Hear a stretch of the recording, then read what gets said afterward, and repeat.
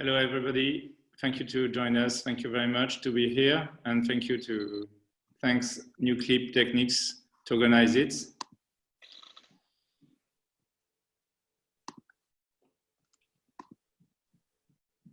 So you see it? It's okay? Yeah. So, yes, it's perfect. Let's begin this session with the proximal medial nerve at the elbow.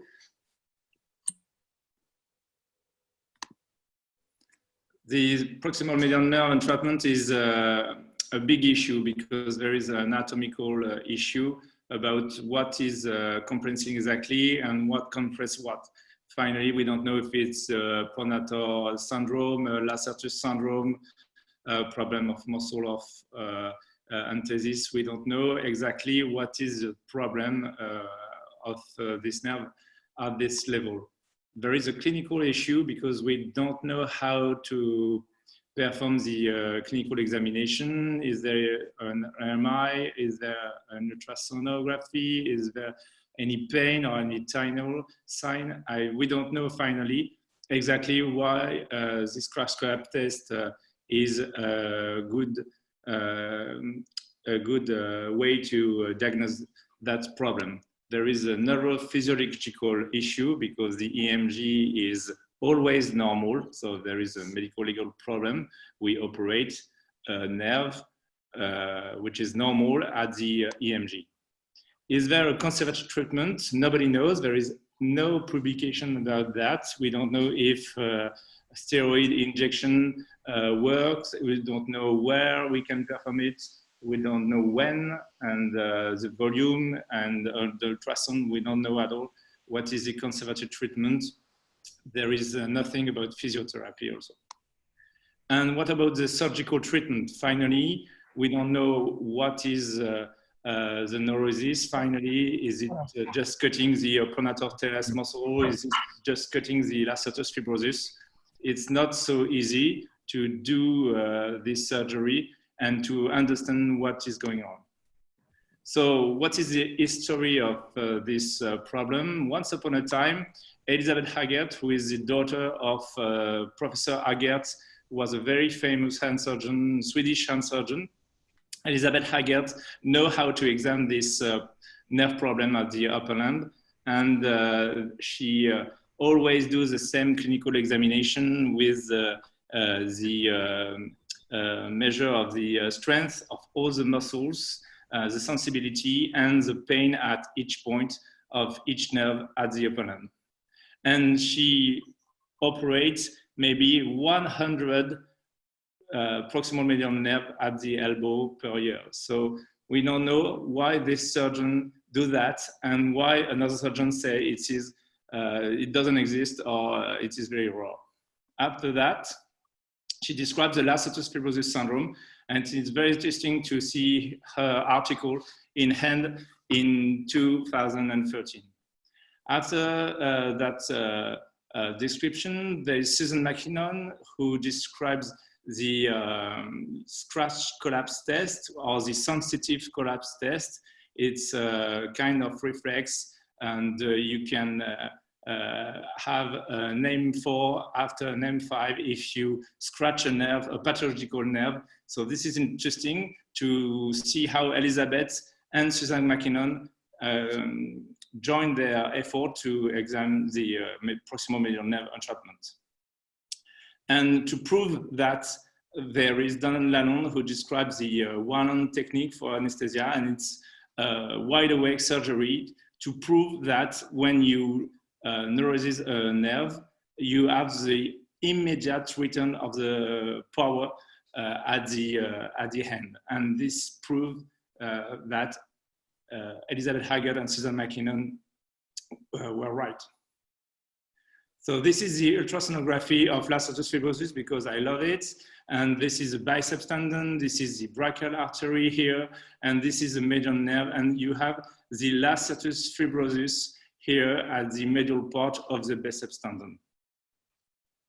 You can test the compression with flexion of the wrist under resistance, and you can see between the plantar teres and brachial muscle, the median nerve, who can be compressed at this level under the Lacertus fibrosus. So this is on a cadaver. You can place the biceps tendon. You can have this artery here and the median tendon here, and you can do a mini-invasive approach to cut the Lacertus fibrosus and just up to the nerve. So this is the scar for an ultrasound-guided surgery of the proximal median nerve treatment. You have to do an horizontal scare. It's very important. No, never practice a vertical incision.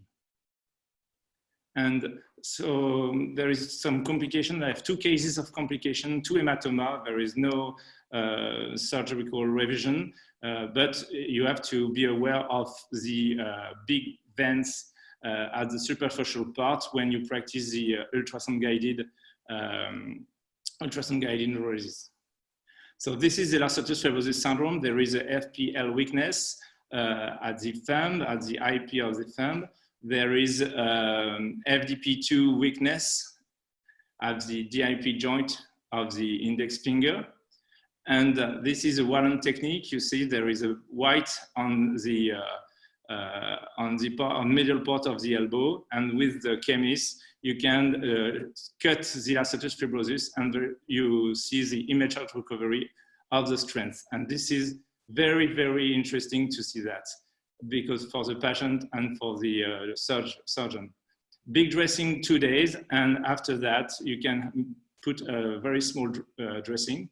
And this is the consecution control at day 13. And it can be a little bit painful when you push between the scar, but you have immediate recovery of the strength, and this is what is very interesting.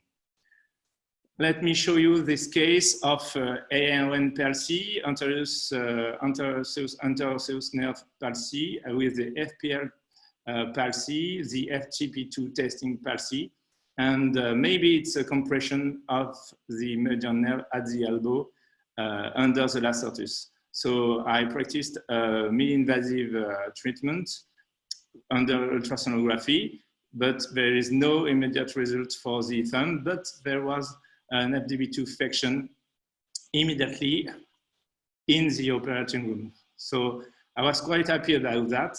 And 3 weeks later, there was an immediate recovery of the thumb. It was not 100%, but 6 weeks later, it was symmetric, and there is a good result at 6 weeks, just cutting the Lacertus fibrosus. And this is a very rare case of an isolated FPL palsy. The O is for yes, it's for we. And this is the right side. So there is no palsy at the index finger. Okay, you can see there is a FDP, a normal FDP. And after that, there was an immediate recovery of the flexion of the thumb. So that was we were very happy to see that immediately at the operating room. So 3 weeks after, this is the outcome at the thumb. And when you keep the MP in extension, there was a correct flexion of the thumb 6 weeks after. So please join the European Hand Ultrasound-Guided Surgery Society. Thank you very much. And I give the I give it to Edward Keating for the photo. Thank you, Thomas. Now Edward gonna tell us about median nerve release in carpal tunnel. Edward, are you ready? Yes. Yes. Good.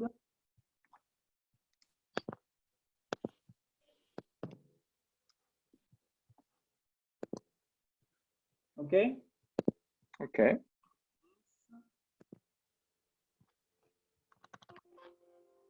Yeah, it's okay. Good evening, everybody. I'm Dr. De Keating from Nantes. Okay, today is the tunnel carpal syndrome, very common disease for us. It's a compression of medial nerve on the wrist. So, what do you need to be successful? Your equipment, ultrasound machine, the Kemis knife, and WALANT solution. Why WALANT anesthesia? Because it's more comfortable for patient and surgeon. It's a safe procedure, no tourniquet, no paralysis. You can have a dynamic perioperatoire control and very good rehabilitation with mobility and sensitivity preserved. You can see in this movie the mobility during the surgery. Preop tracking. So you need to track with dermographic pen 3 important anatomical structures. Sorry, the medial nerve, just here, the ulnar artery of Guyon, the French surgeon, and superficial palmar arch here in distally. With this skin drawing, you have this safe area to perform the opening of the retinaculum ligament. The incision, just here, near to the palmaris longus. You need just 1 centimeter transversally. For the section, you need to perform this proximal to distal with permanent control of the section. You have to watch the knife progress just here.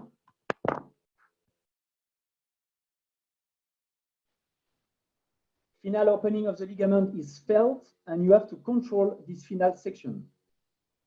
During procedure, you don't need tourniquet if you use WALANT, and you can use Doppler for control the distal artery.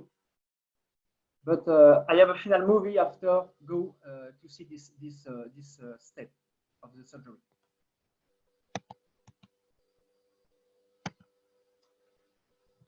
And finally, post-op tracking, you can see your artery if you want.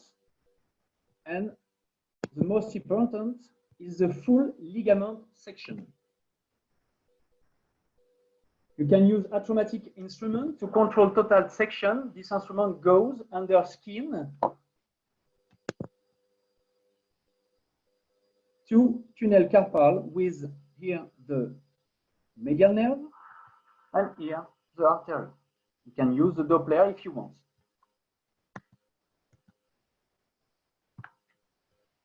Let me show you this video. It shows the details of the case stages of the surgery.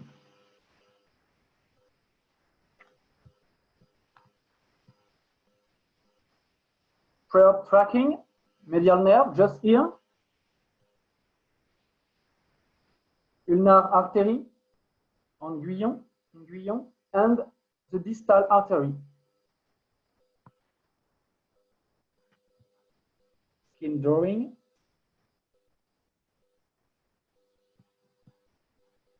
Incision near to the palmaris longus, just here.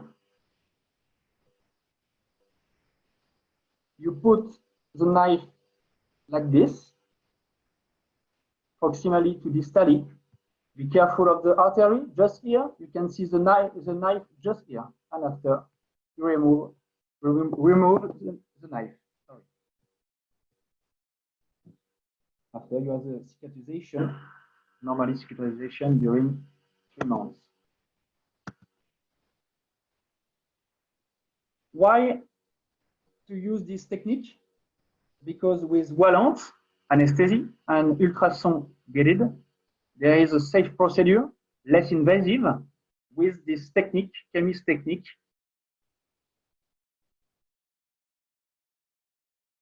with this technique, you have a safe procedure with better control over what you do during your surgery.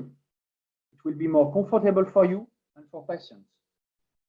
For me, I think better results because less complication, less infection, wound disunion versus open surgery, quick rehabilitation with WALANT anesthesia, and maybe cheaper than endoscopic technique.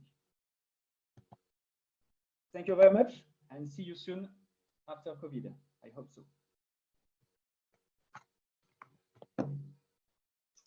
Let me try to introduce MARÈS for the next presentation. Hi everyone. So I'm going to talk about about epicondylitis and trigger fingers that I started to do with ultrasound for 1.5 years now. So I will present you. I hope that everyone is watching the movie. Everyone has the presentation. Yes. So we can go. Okay. So I think for more and more, I think it's not to begin ultrasound, you need to have a good machine because the better the machine is, the better you will see the structures and you will do more and more things with ultrasound device that I developed with the one I will show you at the end with the mini Kemis. This is just a new device, not tracking for the moment. So what is important in this epicondylitis, we know that we have to release the ECRB insertion, and there is many techniques, open or arthroscopic, but with the time I said, why not do the same thing as do in arthroscopic way with ultrasound? So it's what we've decided by using the Kemis, and as you can see, we can do it in an operating room with under WALANT, because with WALANT you still have the motion, and it's very easy to see the ECRB moving, and you will check better the point of entry of your knife to cut the ECRB at the good place. So I prefer to do it under WALANT, and with WALANT you can do it with in office surgery, as you can see in the movie. So tips for release. What is very important is to check this part of the ECRB to have the joint between the radial head and the humeral shaft. So you first have to make a lot of tracking with the transverse and the coronal view with your ultrasound device. So as you can see here, and after you will pass, you will see the ECRB. Here you see the pronatus, and here you will see all around. I don't know if you see my points. It's not working. I'm sorry, get back. So on the first move, on the image on the left, you will see the ECRB, and just under you have the needles of the WALANT, and I complete my WALANT just with a small fluid under the ECRB that helps to make the dissection with hydro dissection just before putting my knife. Here you will see the movie. So here you see, I will make some time stopping. Here you see the Kemis, and you have the ECRB that is just, I'm sorry, I had a problem with my pointer. It's going to be okay now.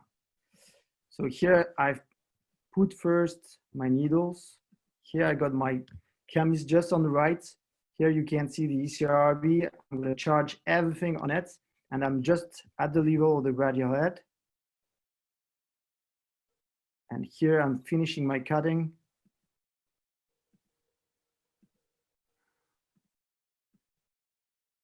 Here at the end of the cut. And after, I can pass a smooth scally just to note that I have done all my release.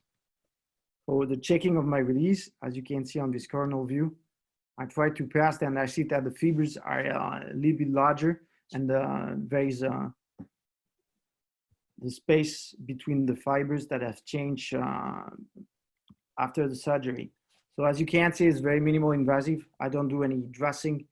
I just do a simple dressing, no sutures, immediate mobilization, If you want to do shock waves or whatever, I just wait for 3 weeks. And we have done a small series to compare 16 elbow we have done in my unit. We compare 8 ultrasound release versus 8 arthroscopic release. So you can see here the first result we had. So the comparison between the two groups was okay, not for the follow-up because we have just 9 months of follow-up for the ultrasound, but then 39 for the arthroscopic. As you can see, the dash improved in pre-op and post-op for both groups, but it was better for the arthroscopic, but we have a longer follow-up.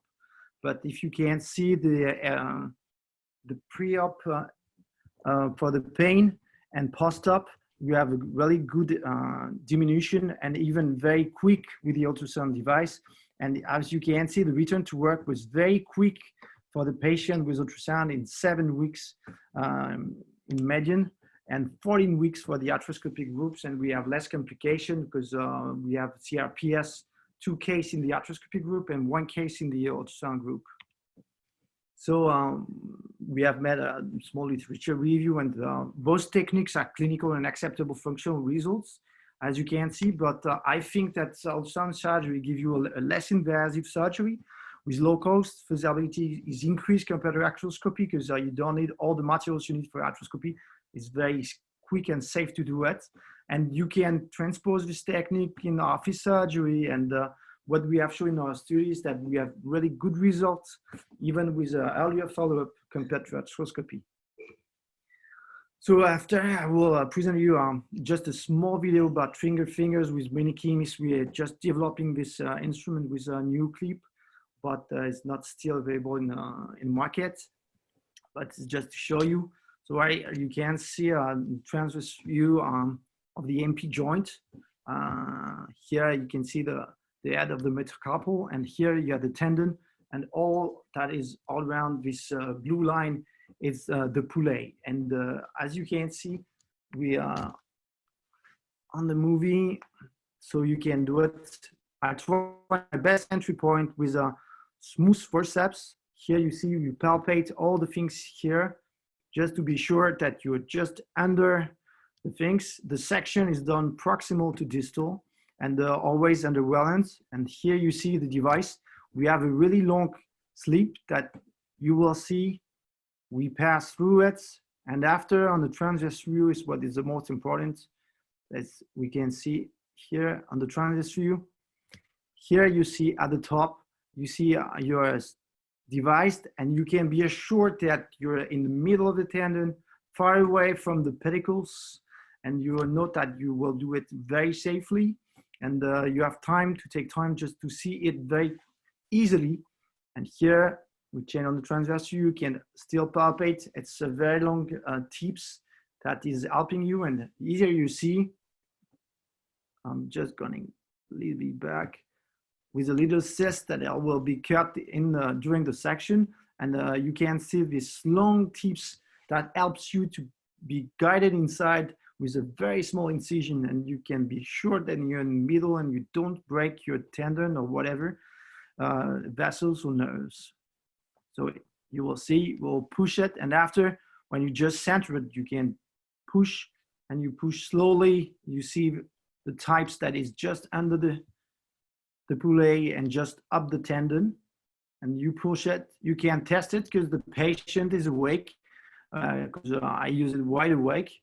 So this is the new device we have done, and I hope it will be as soon as possible in the market. I hope maybe in 1 or 2 months, but it's not from my deal. So thank you for your attention, and I hope it was great for you.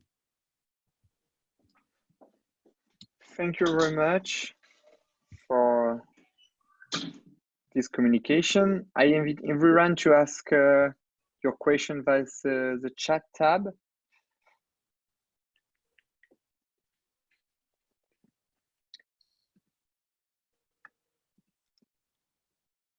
Okay, perhaps just to begin and to raise the first question, Thomas, you didn't tell us about the scratch collapse test you used to detect bifocal median nerve compression. It's a part of the clinical examination. Finally, you have to test the strength of all the muscle. And Elizabeth Haggert explained that in her articles or in some webinars. So this is very interesting for the clinical examination to perform the evaluation of all the muscle. And after that, you have to press with your thumb the localization you want to explore. For the proximal medial nerve, this is at very medial finally. You can place your probe under ultrasound, but you have the biceps tendon, the brachial artery, and after that, the medial nerve. So you push, and if the patient describe a pain at that point, you have to think about a proximal medial nerve entrapment. And after that, the third point is the scratch collapse test or the sensitive collapse test. So you can test the external rotation of the shoulder, but you can, if there is a rotator cuff disease or if there is a problem of painful shoulders or proximal plexus brachial entrapment, you can test the biceps tendon, you can test the triceps tendon, whatever, you can test every muscle you want finally. So you scratch the nerve, so for the medial, you do that, just that, and during 1 or 2 seconds, if it's pathological, you have a decrease of your strength of all your body finally. You can test the rotational extensor of the shoulder if you want, but you can test whatever, the flexion of the elbow, the extension.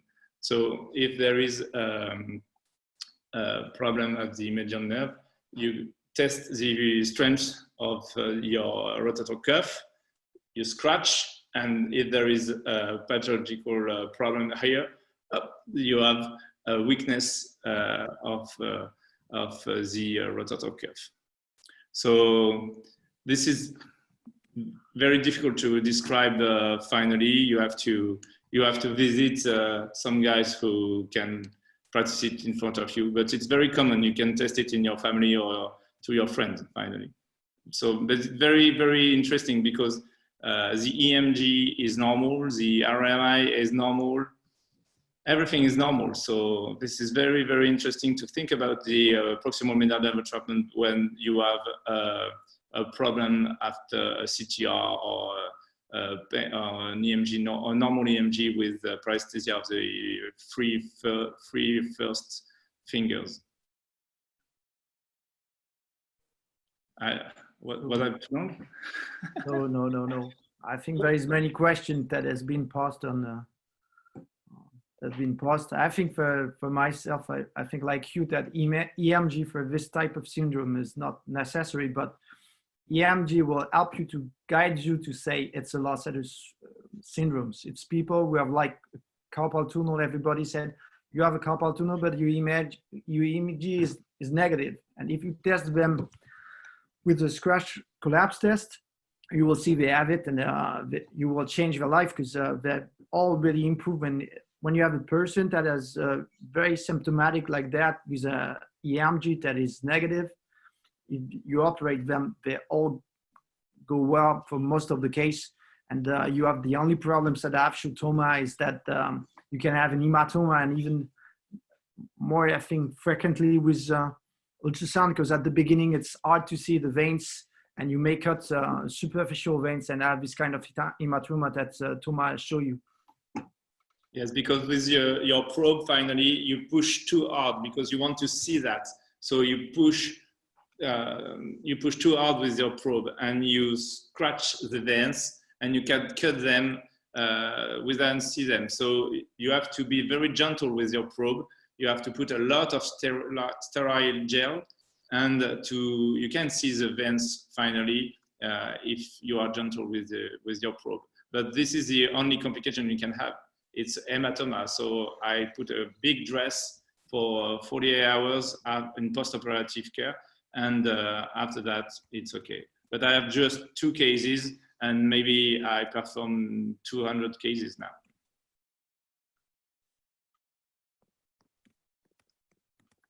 So I can answer to Christian. Yes, yes, you can. Sure. Yeah, thank you. Salut Christian. Do you have an experience of the scash lab test in some of the nerve trapping? This is very interesting because finally, for all the nerve eye exam, I do the scash lab test if there is a problem of this friend. So maybe for carpal tunnel syndrome, for example, you can test the APL and you put like that. And if there is no resistance, and maybe it's a carpal tunnel syndrome. So you can scratch here and you can scratch here. You can see if there is a problem at the distal part of the carpal tunnel or the proximal part of the carpal tunnel. And if you do that, if you perform the CTR under WALANT, you can practice your WALANT surgery, your CTR, and after that, you test the APL, and there is an immediate recovery of the strength of the APL. So you can test it with the ulnar nerve at the elbow, the ulnar nerve at the Guyan's canal. You can test everywhere. If you can do WALANT surgery, you can test the immediate recovery of the strength for all the nerve, finally. There's a question of Massi Morigoni.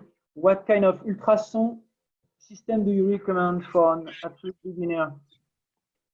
There's a lot of systems, but the most important is the probe. You need a 15 megahertz probe. Thomas, I think it's. Olivier said that in his presentation.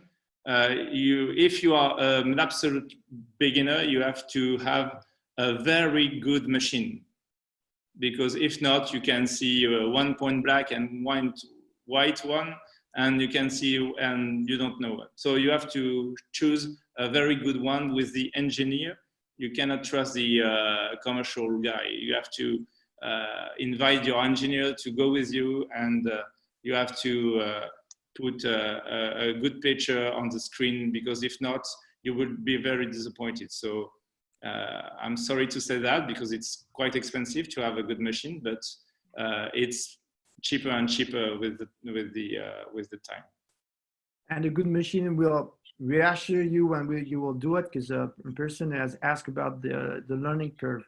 The best your machine is, the shorter will be your learning curve, because if you take time to train yourself to see image, you will see that the surgeons go faster and faster for learning what you see with the ultrasound machine, because we know what is under it, what doesn't know the other one. But you will go very quickly, and the best your machine is, the best way you see all the modification of the nerve. We don't talk about, but you can see the motor nerve branch of the median nerve, even smaller branches, but you need to have a good machine. It's very, very important, I think, from my opinion.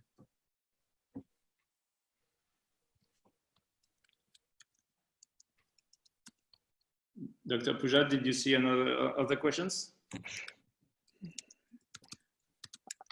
No, I think Andre Gay a asked question me from Andre Gay, but yes. Andre asked me if I've done from distal to proximal, but I've tried at the beginning from distal to proximal and not from proximal to distal, because I think it will be more easy, and even to have the incision here, maybe have not the reaction fibrosis we have at the type of incision like Dupuytren disease reaction, where small, that is painful, but it's not very easy to get entrance between A1 and A2, because you need to open a little bit more. It's not very tricky to do it, and it's very more easy from proximal to distal. So at the beginning, I was thinking about doing from distal to proximal, but I changed it because when I tried the first time in the first case, it was very, very uneasy, and I was not quite happy, because you need to have hyperextension of the finger of the patient. Your probe is not very stabilized, and the other way it's more easy. But in my thinking, at the beginning, I would have done it from distal to proximal, but actually I cannot master this technique to do it from distal to proximal. I do it from proximal to distal. Maybe I will change, because it was one of the key of the techniques. It was to change the part of the incision, and I think maybe we have less fibrosis reaction in the palm of P1 than in the arch. Eduardo, do you want to complete this answer? Because I thought you prefer the other sense, no? For the trigger finger, Yeah. it's more easier proximal to distal. I'm agree with this.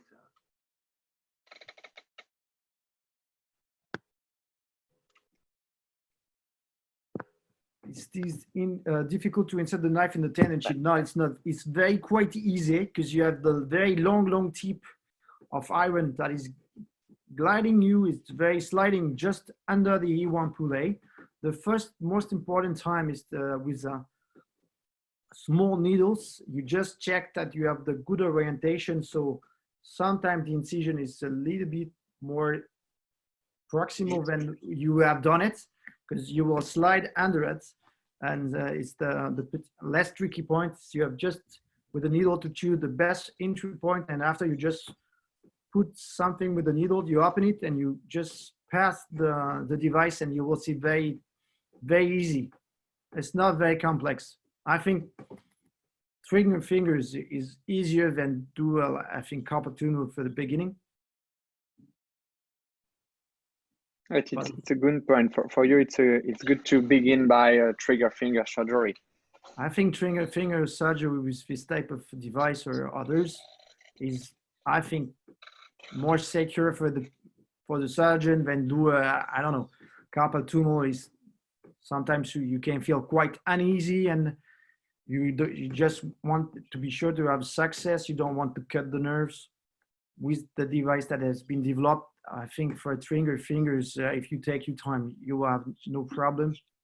The same for carpal tunnel, but learning curve maybe is a little bit longer. Okay, perfect. We have another question. Do you perform on your own WALANT or with some anesthetist? Okay. I think it's depending of surgeon. Connection. Okay, we cannot answer another question, please. In my center, it's the anesthetist who performs the WALANT just before the surgery for my my own experience. Yeah, I think you're right. Anesthesiology must be performed by anesthesiologist.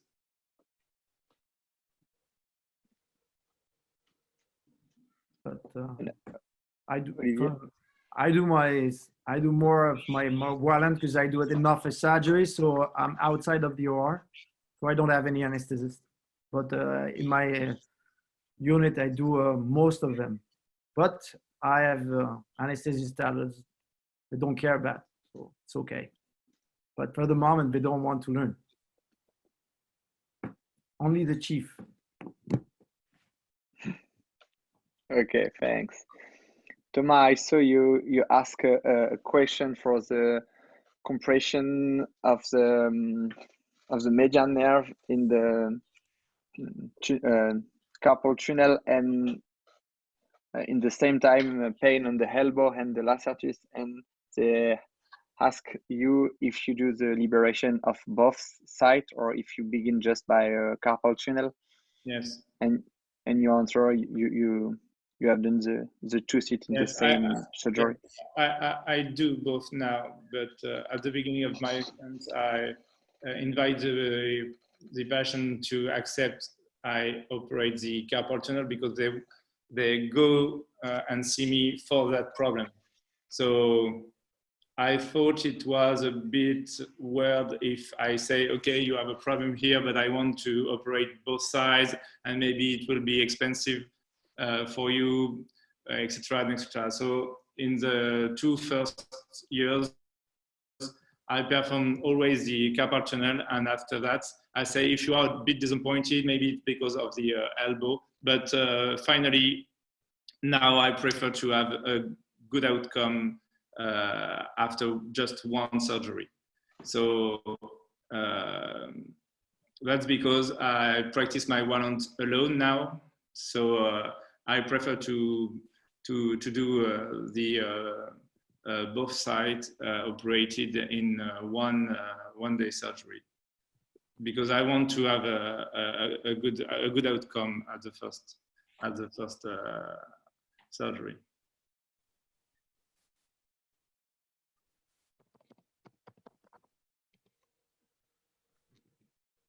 Okay.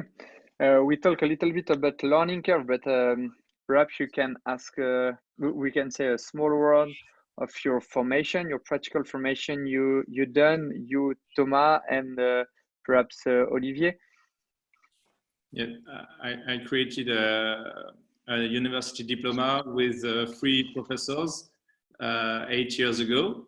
And finally, there is a lot of people who want to follow that educational program. So I'm very about that.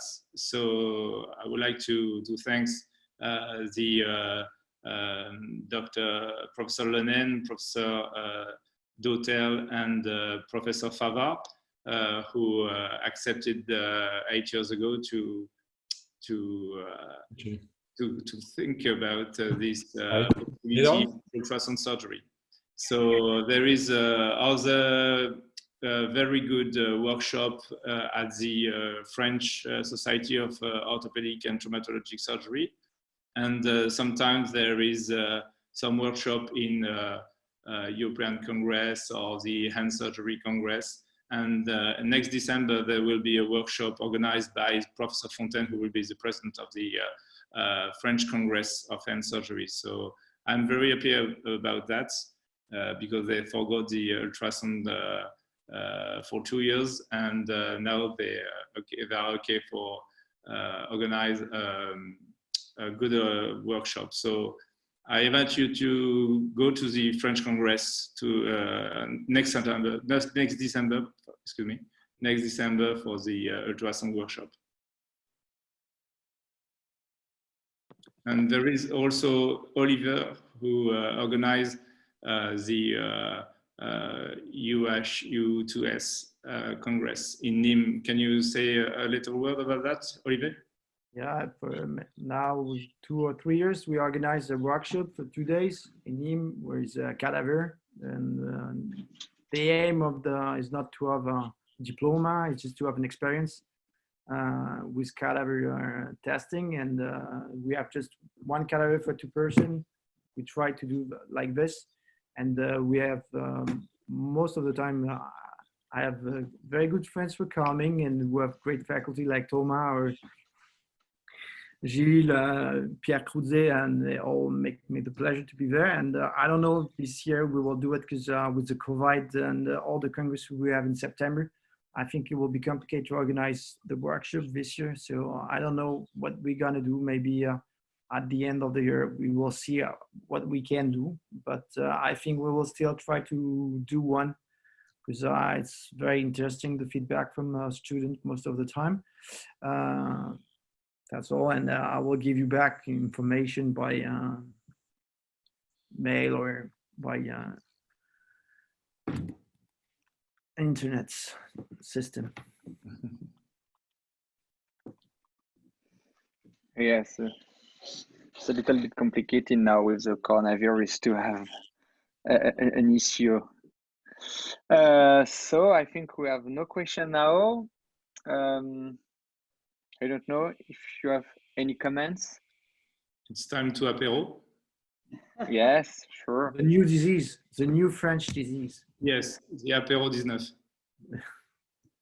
The Zoom apéro. Thank you very much to Newclip to organize that. It's very interesting. And, we're very thank you for everyone to be there.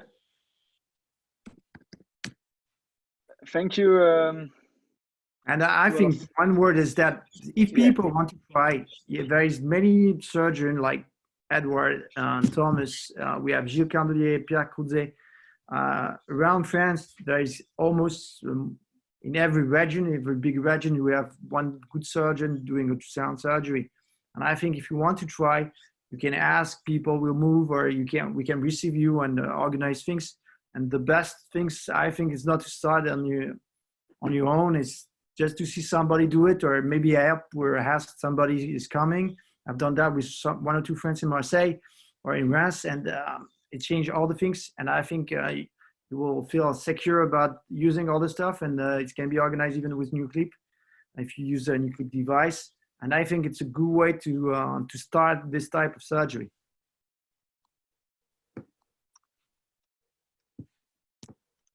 Thanks, Olivier. Yes,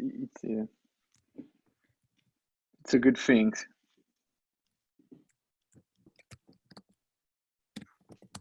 So be safe, everyone. Thank you very much. Thank you very much. And have a good apéro. Thank you to all three. Thank you to all the participants. We hope to see you soon in more session. And if you want to travel to some surgeon, is it possible to contact your reps to organize the trip to see Olivier or to see Thomas or to see Edouard or other surgeon? Okay. Thank you very much. Thank you, Thibaut. Thank you, everyone. Goodbye. Bye-bye.